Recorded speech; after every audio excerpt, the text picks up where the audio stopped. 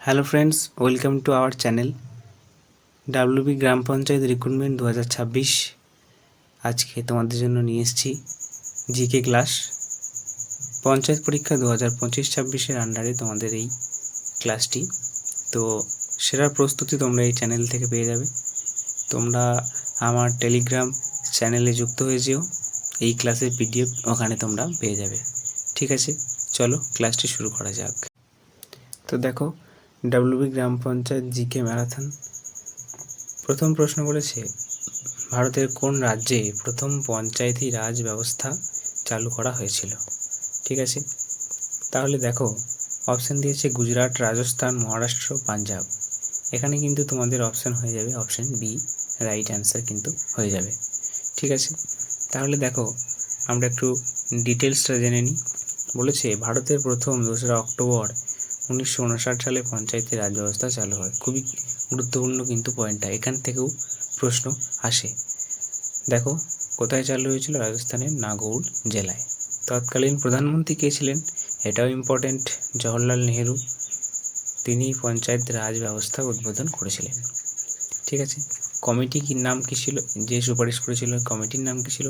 বলবন্ত রায় মেহতা কমিটির সুপারিশে পঞ্চায়েতি রাজ ব্যবস্থা চালু হয়েছিল। এটি ত্রিস্তরীয় ব্যবস্থার কথা বলে, গ্রাম পঞ্চায়েত, পঞ্চায়েত সমিতি ও জেলা পরিষদ। ঠিক আছে, তাহলে আমরা চলে যাব পরবর্তী কোশ্চেনে।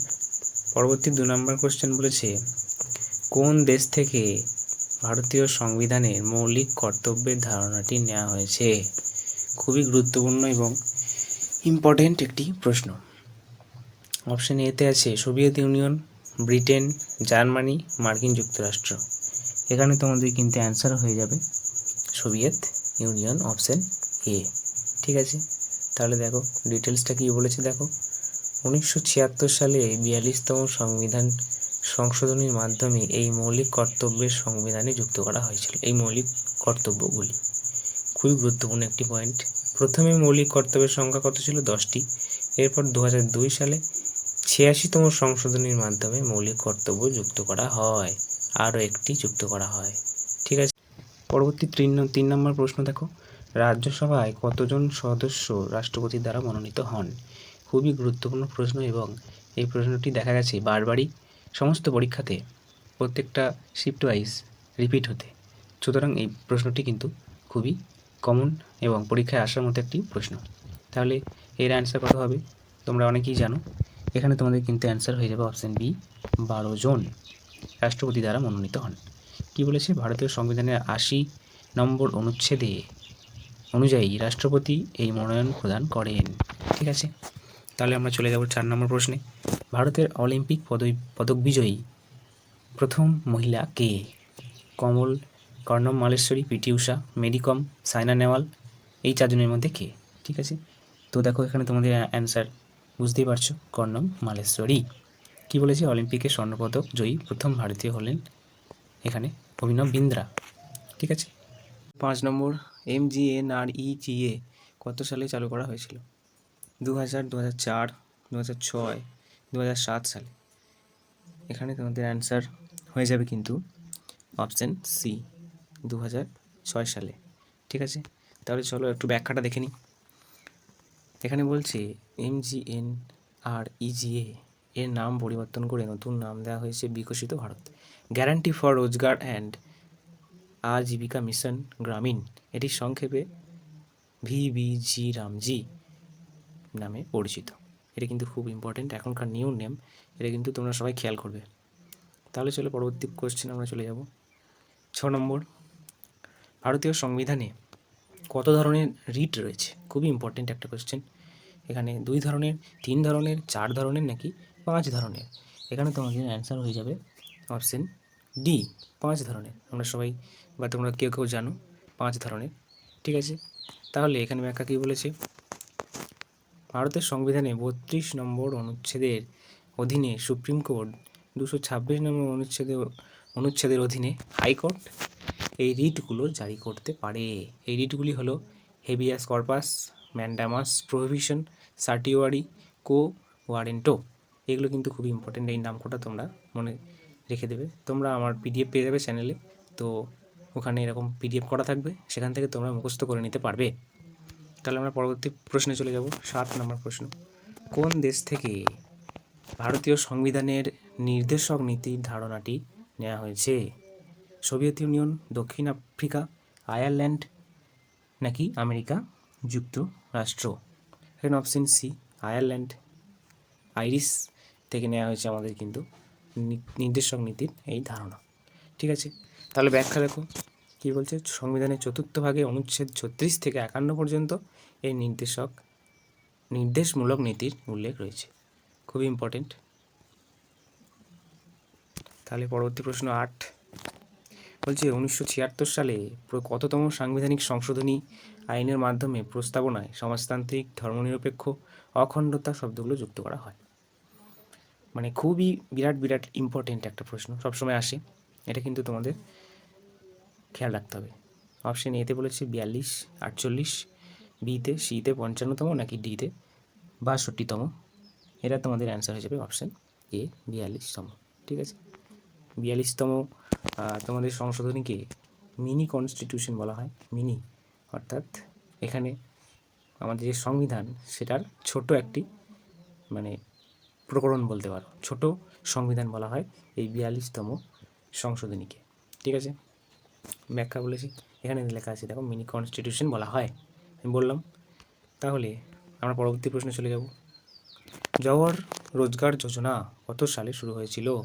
1972, 1985 নাকি 1989 সালে? এখানে 1989 তোমাদের রাইট অ্যান্সার হয়ে যাবে। 9 নম্বর প্রশ্নের ব্যাখ্যাটা দেখে নিই।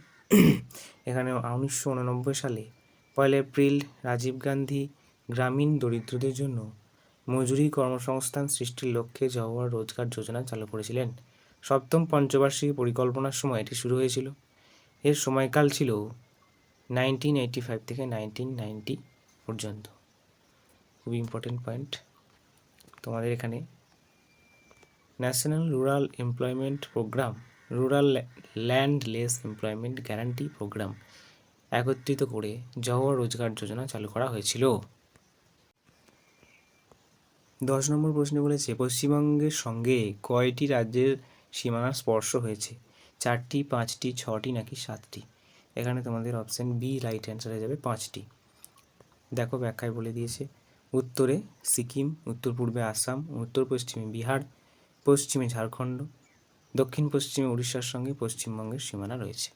খুবই ইম্পর্টেন্ট এই 5টি রাজ্যের কিন্তু সীমানার সঙ্গে যে যোগ সবসময় পরীক্ষাতে এর ব্যাপারে আসে। 11 নম্বরে বলেছে ভারতের প্রথম মহিলা বিদ্যালয় কে স্থাপন করেছিলেন? সরোজিনী নাইডু, বিজয়লক্ষ্মী পণ্ডিত, সাবিত্রীবাই ফুলে নাকি অ্যানি বেসান্ত? খুবই ইম্পর্টেন্ট, অনেক পরীক্ষায় আসতে দেখা গেছে। এখানে কিন্তু অ্যান্সার তোমাদের হয়ে যাবে অপশান সি সাবিত্রীবাই ফুলে। দেখো জ্যোতিরাও ফুলে এবং সাবিত্রীবাই ফুলে 1848 সালটাও ইম্পর্টেন্ট, সালটাও আসে। 1848 সালে মহারাষ্ট্রের পুনেতে জায়গাটাও আসে, ভারতের প্রথম মহিলা বিদ্যালয় স্থাপন করেছিলেন। 12 নম্বর প্রশ্নে চলে এসেছি আমরা। ভারতীয় জাতীয় কংগ্রেসের থেকে দীর্ঘমেয়াদী সভা কোনটি ছিল? ত্রিপুরী অধিবেশন, হরিপুরা অধিবেশন, ফৈজপুর অধিবেশন নাকি রামগড় অধিবেশন? এখানে অপশন সি তোমাদের রাইট অ্যান্সার হয়ে যাবে ফৈজপুর অধিবেশন।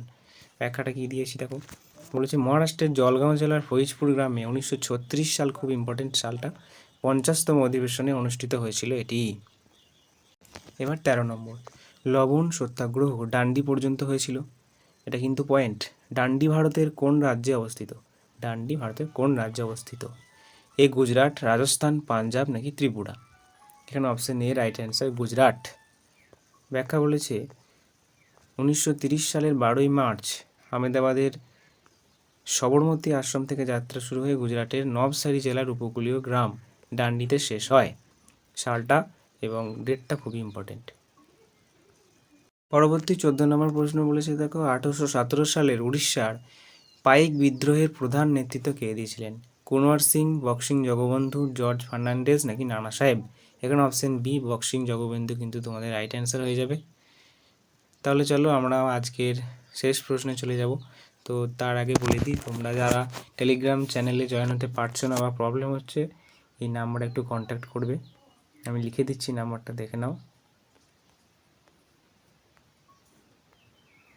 এই নাম্বারে হোয়াটসঅ্যাপ করলে তোমাদের টেলিগ্রাম চ্যানেলে যে লিঙ্ক সেটা প্রোভাইড করিয়ে দেওয়া হবে, ঠিক আছে। পশ্চিমবঙ্গের বর্তমান মুখ্য সচিব কে? দেখো বলেছে মনোজ আগরওয়াল, হরিকৃষ্ণ দ্বিবেদী, জিতেন্দ্র কুমার নাকি রাজু নায়েক। এখানে অপশান এ তোমাদের কিন্তু সঠিক আনসার হয়ে যাবে, মনোজ কুমার আগরওয়াল। খুবই ইম্পর্টেন্ট, কিন্তু বর্তমান যে পদগুলো আছে, অ্যাপয়েন্টমেন্টগুলো, সেগুলো আমি নিয়ে একটা ক্লাস নিয়ে আসবো। তোমরা যদি চাও তো কমেন্ট করতে পারো।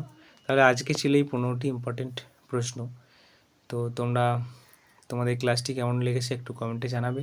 কেমন উপকার হলো বা আদৌ কোনো উপকার হলো কি না, বা তোমরা আর এরকম ক্লাস চাও কি না, তো সেটা কমেন্টে জানাবে, ঠিক আছে। তাহলে চলো, তোমরা সবাই ভালো থেকো।